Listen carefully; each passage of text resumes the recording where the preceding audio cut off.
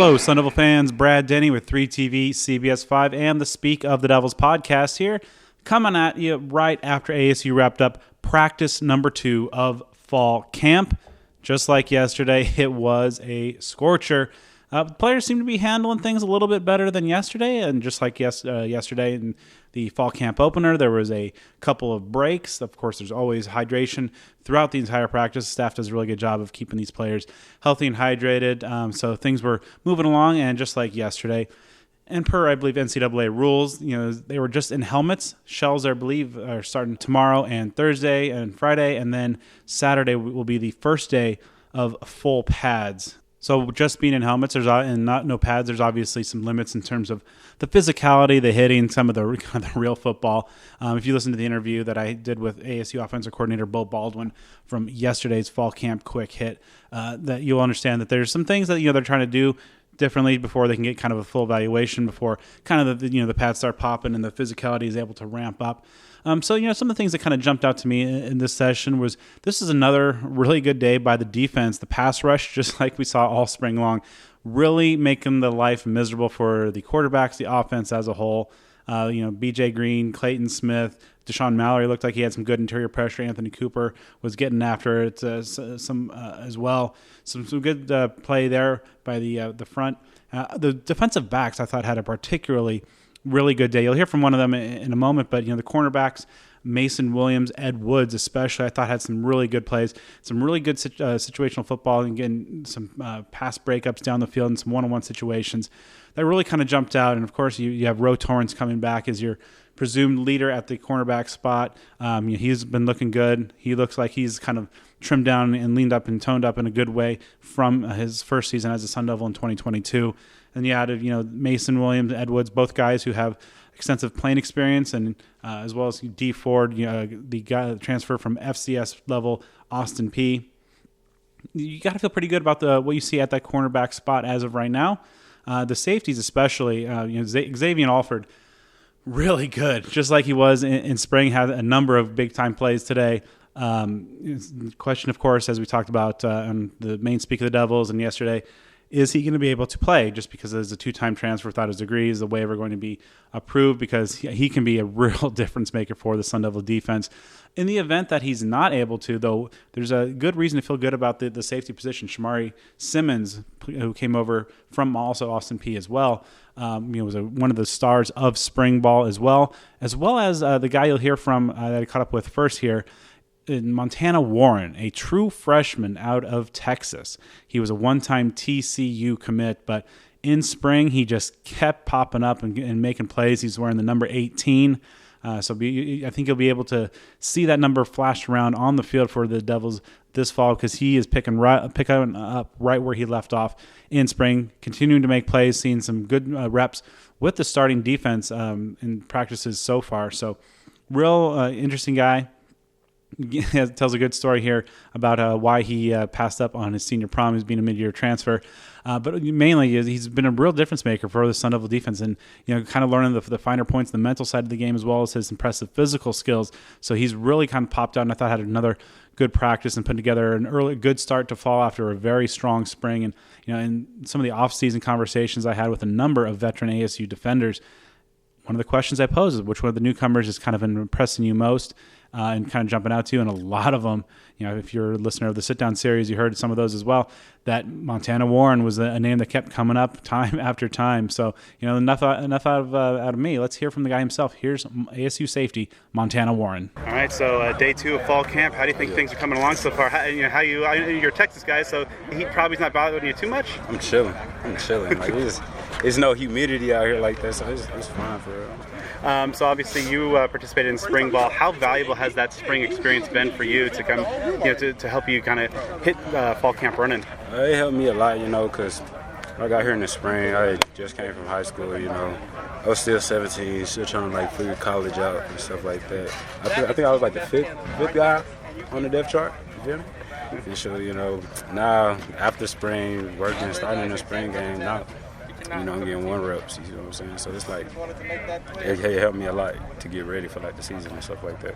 So like, guys like Jordan over there, you know, I talked to him during the offseason, talking to a number of the veterans and just asking who's like a newcomer that really kind of caught your eye, and your name came up a lot. A lot? Yeah, so what does it mean like to just kind of come in and get, you know, some of the respect of some of these, you know, veterans, guys who've been around and playing major college football for a number of years, kind of right off the bat? I mean, it mean a lot to me to like, for people who played at this level for a while, to acknowledge and to be like, hey, you can do something out here, even though you just a little kid, right? Like, you can still make something shake out here. Like, just because you're a freshman don't mean nothing. See what I'm saying? So like, it helped me with my confidence a lot. Like, even as a DB, I always been confident, but that boosted it even more. You see what I'm saying? So seeing the seniors and everybody rally around me, talking about, hey, my son, come on with it. Like, you can be out here with us, like, right now. You don't got a red shirt. You don't want to wait a year. You can be out here right now playing with us.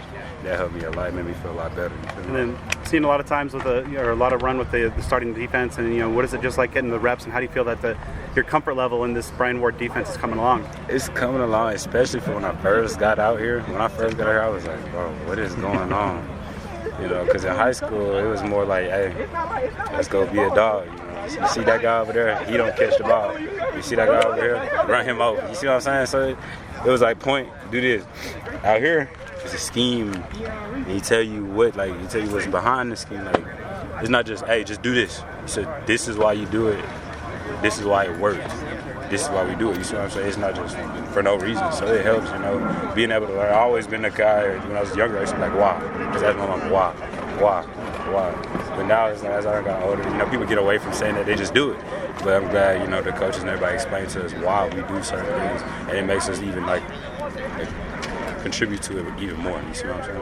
How do you feel that your skill set kind of fits into the safety spot and all the different things that they ask of you in this defense?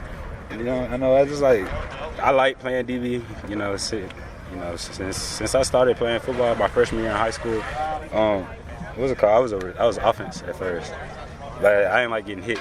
Like, I didn't like people hitting me. So they was like, oh, we switch to defense. You can hit other people. And ever since then, I just ran with it. And they say the best athletes play DB. So when they put me at DB, I was like, I'm a good athlete out here. You see what I'm saying? So yeah, I feel pretty comfortable at the safety position. You know, it's like a second nature. What kind of role do you expect to have this year? And do you feel like you can be a key part of this rotation? Oh yeah, no doubt. Oh yeah, like, we don't need everybody we can get, like, we gonna make sure everybody gonna have their own contribution to the team, like, to how we win. You see what I'm saying? And I just want to make sure I contribute to the team, no matter what that is. Contribute to the team. That's it. Do you feel that you did something in the spring that really prepared you to be more of a contributor now in fall camp? Oh yeah, because like coming in early, that was the best thing I could have did ever. Because I was gonna sit in high school and I wasn't gonna get no better. I was just sitting in high school, doing the same drills over and over again, talking to the same people, not getting no better. So coming to college early really helped. Really helped a lot, you know, getting out of Texas, experiencing some new types of people. Texas boys, yeah. Was waiting for that.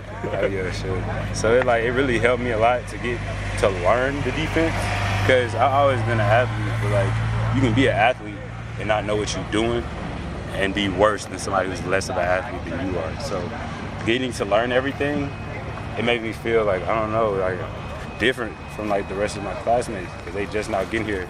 I'm looking at them like, y'all are older than me. I'm really one of the younger people in my class. But y'all are older than me, and I feel so much more confident, more comfortable at this level already, just coming from the spring. And I know when you come in early to college, you get the best of both worlds. You get to experience spring practice, practicing college level. But senior prom is always after spring practice ends, so you're able to go there too, right? I mean, yeah, I didn't actually go back home for senior prom, because I had already went to prom 3 years. back home, if a senior invites you to senior prom, you get to go, and I already went freshman, sophomore, junior year. I was like, all right, I already went, so I was like, you know what, I'm gonna just stay out here. I want to keep it straight. You got that much riz that a senior invited you to prom a couple of years ago? I ain't gonna lie, as a freshman, I didn't really have riz. It was just, I see ya. I was just out there, I didn't really talk to anybody like that too much. I talked a lot to my friends, but like, I was just there, just playing football, you know, and starting as a freshman on the football team at your high school, especially in Texas. Yeah. Where Texas, football is big in Texas. If you're on the starting lineup in the football team, the whole city knows you're in Texas. So to being a freshman, and everybody was like, "Who's that? Where you come from? Who's that?" So it kind of helped me a little bit. That definitely boosted it. And did you set yourself any goals for fall camp that you want to achieve over the last 6 weeks? Oh yeah, like I learned a lot during the spring, but I really just wanted to take it at a whole nother level. Cause you know, during the spring I got here, I was like, I'm just trying to play my role, fit in. Like I don't really know about it. I'm just really out here just hooping. That's what we call it, just hoop. Let's go. And so I was like, when I first got here, I was like, okay, we out here. And then I started hearing people say, hey, you can be freshman All-American if you really trying to buy in, like if you really get into it. I was like, once I figured out that was a possibility, that's been my goal, like ever since. Like, come on with it, like let's go. I'm ready. Whatever y'all need me to do, whatever I need to do that, I'm all for it. You see what I'm saying? That's been my goal for a minute. What's it like playing for a coach that kind of blends the fun, the energy, and the competitive nature like Kenny Dillingham? Oh yeah, sure. I had to learn a little bit to be smarter at practice, because we have full speed, we got live. Full speed and live, it's totally two different things. But when I first got here, I didn't know that. So I was just tackling people. I remember one time I had tackled somebody, or I did something, like I had slammed somebody for something just randomly. And he's like, I love the physicality, freshman, but it's not live on the intercom. And I was like, my bad. Everybody was looking at me. I was like, Marty, messing up. I just got here. But it was fun though. Definitely being able to like mix fun, competitiveness, like, at the same time, and just still do what you got to do. Yeah. That's like the best of like every single word. Not even both. Just every single. Now, the defense did not completely own the day in this second fall camp practice. Of course, the quarterback competition is continuing, and I do think that Drew Pine has made strides from spring. Now, spring was, as I've said on the main show, I felt that Pine was very up and down during spring, and probably the third best quarterback throughout those sessions with Bennett Meredith, who's now at Purdue. I think we had the second best after Trenton Bourget. But Pine has made some noticeable strides. Still a little bit, it seems to be indecisive at times, but making some good throws. He opened up with the first series of the team tempo period, and first pass down the field took a shot to Xavier Guillory and made a connection there. I do think he's had a good start to fall camp, better than spring, but I still think that he's running a little bit behind Trenton Bourget, who continues to be kind of that smooth operator, getting the ball out. That rapport that he has with a lot of those returning weapons has been pretty evident, but we'll see once things kind of get going with Shells and the physicality ramping up and kind of the real football elements coming in. But both quarterbacks, I think, have been looking pretty good. Andre Johnson, the wide receiver, had a pretty good day. I mean, he's got maybe an uphill battle in terms of getting some reps in a very crowded wide receiver room, of course, led by Elijah Badger, Guillory of Jake Smith, Melquan Stovall as well, Troy O'Meary, Giovanni Sanders. There's a lot of names in there, and there's a lot of talent that will be vying to get those reps at the wide receiver spots. But Andre Johnson, I think, had a pretty productive day. And now, also, this was a practice that had a much more of a focus on special teams than the first one. Dario Longetto, ASU's transfer kicker coming over from Cal, in the session that we saw, he saw him take about 5 field goals in a row, made all 5 with a long of 52. He continuing a very strong spring in his own right. And also, there was a lot of work done on the punt team. And, ASU, of course, has a new punter in Josh Carlson coming over from New Mexico State. Now, he is a former Valley High School star in his own right. He's coming back home, one of those guys that is a large group of folks that are returning home to play for the Sun Devils. So I had a chance to catch up with Josh and get to know him, hear his story, and also about his development. So let's cap things off on this fall camp quick hit episode with conversation with ASU punter Josh Carlson. Day 2 of practice. How do you think it's going?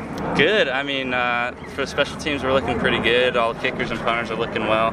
There's some things I could improve on, but it was pretty good. Good day. Obviously, coming back home, how's it feel just to kind of be back in the Valley and kind of where it all started? It is a dream of mine coming here to ASU. Ever since a kid, I've been coming to games. My parents were big fans, family friends. I had family friends that played here, and it's just awesome being back at the school I dreamed of playing at. It was a long journey, but just hard work and determination kind of just paid off and got me to where I wanted to be. Obviously, working with Charlie Regal, a guy who's had some pretty good success over the careers his years as a special teams coordinator. What stands out about Coach Regal and what he's been able to do and elevate your game in your time here? Yeah, Coach Regal, I mean, he's a coach that just has a lot of understanding about special teams. He knows everything about kicking, punting, snapping.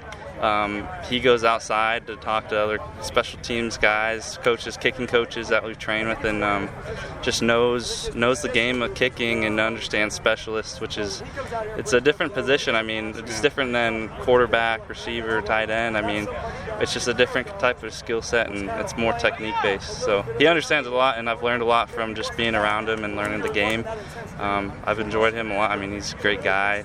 Just off the field, he's a great guy. Just get to talk to him, and he's an awesome guy. Obviously, another guy that's been influential on you and a number of their other specialists is Steve Roush. And, obviously, what is his imprint on you and your career trajectory? I mean, Steve Roush has helped me out a ton. I mean, he played here at ASU back in the day, and he just understands a lot about the kicking game. I mean, Coach Roush, we train with him.